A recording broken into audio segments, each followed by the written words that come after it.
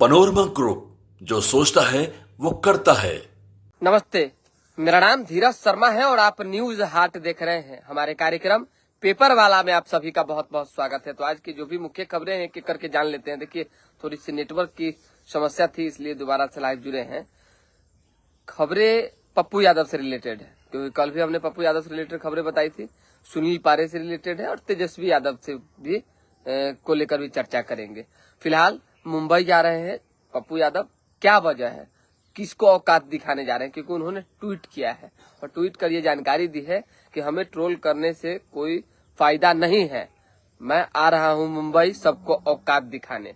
और क्या बात है भाई, किसको औकात दिखाएंगे, किससे दिक्कत है, ये तो पप्पू यादव भी बताएंगे, हम लोग तो बता नहीं पाएंगे। लेकिन हाँ, एक मामला जो है, जो हमने कल बताया था आपको, एक बार फिर से थोड़ा सा याद दिला देते हैं। वो चल रहा है कि कोई ऐसा व्यक्ति है जो पप्पू यादव को फोन कॉल्स के माध्यम से, मैसेज के माध्यम से, चाहे अन्य सोशल मीडिया के माध्यम से ट्रोल करने की कोशिश कर रहा है। कोई ऐसा भी व्यक्ति है जिसने धमकाने की भी कोशिश की है, क्योंकि हाव भाव बहुत कुछ बता देता है। लॉरेंस गैंग को लेकर उन्होंने ट्वीट किया था, खात्मे की बात कही थी, इसके बाद विवाद बढ़ा था। परिवार के कई सदस्यों ने उन्हें कहा था कि भाई अपना ट्वीट डिलीट कर दीजिए, लेकिन उन्होंने कहा कि हम सल्फास खाना पसंद करेंगे लेकिन ट्वीट डिलीट नहीं करेंगे। तो ये भी लड़ाकू हैं, आप जान ही रहे हैं। लड़ाकू इन द सेंस की बाहुबली छवि के हैं, दबंग छवि के हैं, पीछे नहीं हटना चाहते हैं। और इसी सब पचरा में जो है जबरदस्त तरीके से पड़ गए हैं। अब तो मीडिया में एक शब्द जो है लॉरेंस का एल भी बोलना पसंद नहीं कर रहे हैं। कुछ बात है तभी तो नहीं बोल रहे हैं। चारों तरफ खबर चल रही, पप्पू यादव डर गए तो फलना हो गए, तो चिल्ला हो गए, तो बैकफुट पे आ गए, तो अपने हेकरी बाहर आए हो गई, तो ये तो वो। लेकिन हम नहीं मानते हैं कि वो डरे होंगे। हाँ, लेकिन ये है, पारिवारिक प्रेशर में आदमी थोड़ा बहुत तनाव में आ ही जाता है, वही चीजें हुई है। तो हमने आपको बता दिया कि अब मुंबई जाने के बाद किससे मिलेंगे, क्या करेंगे, क्या होगा नहीं होगा, ये उनके मुंबई से लौटने के बाद ही पता चल सके। एक ये खबर थी, बता दी हम। और दूसरी खबर है कि सुनील पांडे के लिए तरारी में अब मैदान बिल्कुल खाली हो चुका है। पहले ही बॉल पे जो है प्रशांत किशोर आउट हो चुके हैं। आउट ही कहेंगे इसको। मान लीजिए कि आपने जिस उम्मीदवार का चयन किया, एसके सिंह, श्री कृष्ण सिंह का पूरा परिचय आपने मीडिया में आके दिया कि बाप रे बाप, बहुत बड़े अधिकारी रहे हैं, बहुत बड़े ज्ञानी हैं, और खासकर हमने आपसे वादा किया था कि प्रशांत किशोर कोई उम्मीदवार उतारेगा तो प्रशांत किशोर से ज्यादा पढ़ा लिखा और शिक्षित होगा, मतलब बेहतर जानकार होगा। सब ठीक था, कहीं कोई दिक्कत नहीं। लेकिन जांच पड़ताल के न, चुनाव न है कि गुड्डा गुड़िया का खेल है। अरे किसी को आप प्रत्याशी बनाएंगे तो देखेंगे ना कि फलना आदमी का वोटर लिस्ट में नाम है कि नहीं है, वो चुनाव लड़ने में कैपेबल है कि नहीं है, क्या दिक्कत है, क्या परेशानी है, कि बस फलना बहुत नाम किए हुए, बहुत पढ़ा लिखा है, चलिए घर से उठाइए और मैदान में उतार दीजिए। ऐसे चुनाव लड़ाया जाता है? अरे ऐसे नहीं ना होता है। हम ये नहीं कह रहे कि हम प्रशांत किशोर जी को कोई जानकारी दे रहे हैं, लेकिन यहाँ वो चूक गए हैं, यहाँ वो विफल साबित हो गए, और इसी वजह से उनके कैंडिडेट शायद अब चुनाव नहीं लड़ सकेंगे। ये लगभग तय ही मानिए, क्योंकि स्वाभाविक सी बात है, जिस व्यक्ति का किसी भी विधानसभा क्षेत्र में वोटर लिस्ट में नाम नहीं होगा, वो किसी स्थिति परिस्थिति में चुनाव नहीं लड़ सकता है। जो संवैधानिक प्रक्रिया है वो है। एक ये खबर थी, तो आप जान लिए। तो अब सुनील पांडे की तैयारी जबरदस्त होगी तरारी में, कहीं कोई किसी तरह की कोई टेंशन नहीं रह जाएगी। चर्चा चलने लगी, बाप रे बाप, एसके सिंह उतरे हैं, राजपूत वोट काट लेंगे। अगर राजपूत वोट काट लेंगे तो मामला बिगड़ जाएगा। बहुत तरह की बात। पिछले बार जब उनकी पत्नी गीता पांडे चुनाव लड़ी थी, तो बहुत कम वोट से 100, 200, 300 वोट का मार्जिन रहा होगा इधर उधर का, समझ जाइए। तो सुनील पांडे भी अपने क्षेत्र के एक मजबूत स्तंभ है। भूमिहारों की संख्या तरारी में जबरदस्त तरीके से है, और भूमिहार निर्णायक भूमिका में हमेशा रहते हैं। तो इस बार, और एक तो देखिए 2 प्लस पॉइंट है। एक तो सुनील पांडे का व्यक्तिगत जो वोट है वो उनके बेटे को मिलेगा, और दूसरा भाजपा का वोट जो है, एनडीए का जो वोट है वो मिलेगा।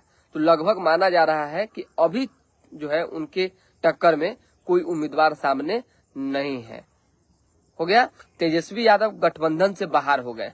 किस गठबंधन से, ये आपके लिए जानना जरूरी है, क्योंकि झारखंड में जिस तरीके से तेजस्वी यादव की डिमांड थी, आरजेडी की डिमांड थी कि भाई तकरीबन 20 सीटों पर चुनाव लड़ेंगे, 21-20 सीट मिलेगा तो बेनिफिट होगा, वो नहीं हो सका। समझिए, 2 से 3 सीट देने की बात आ रही है, कोई कह रहा है 4 सीट मिलेगा, कोई कह रहा है 5 सीट मिलेगा। इसलिए उन्होंने खुद को गठबंधन से बाहर करने का ऐलान कर दिया है।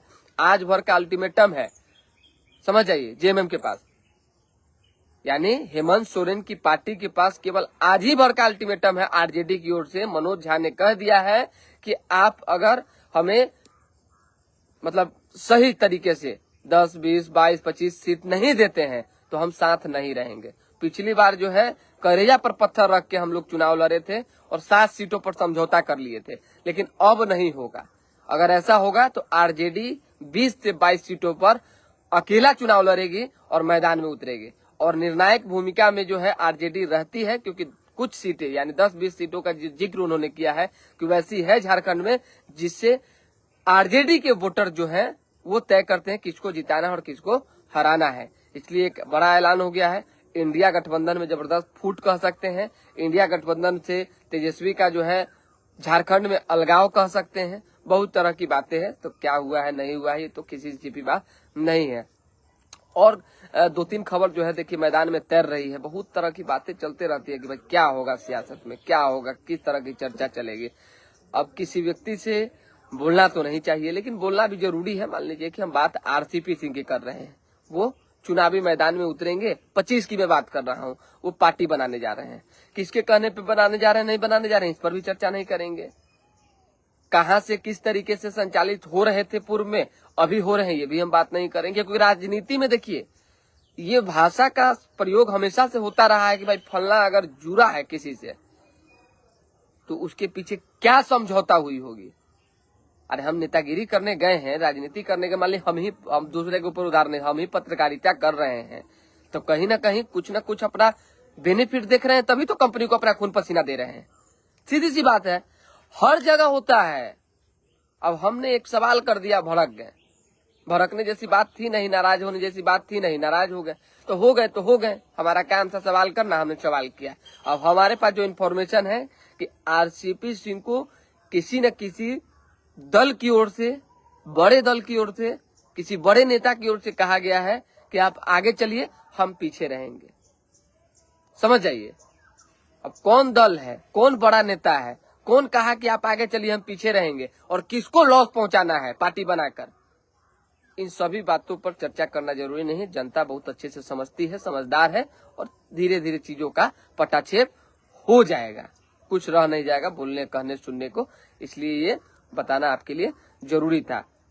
दूसरी बात, कई आप जान ही रहे हैं कि उपचुनाव है, उम्मीदवारों की घोषणा की बात आ रही है।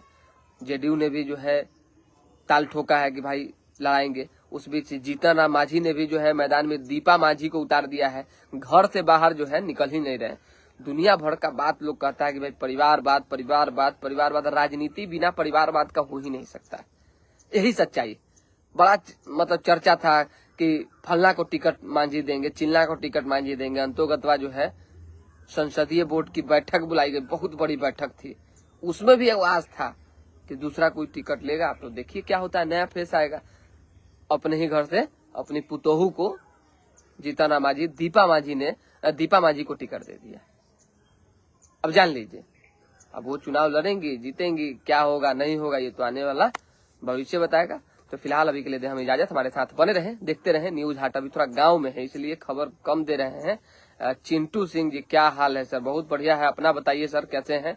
और बाकी लोग भी जो कमेंट कर रहे हैं उनको सुप्रभात, हर दिन जुड़ेंगे। फिलहाल जो है इतनी ही खबर थी जो हमने आपको बता दिया। बहुत बहुत धन्यवाद।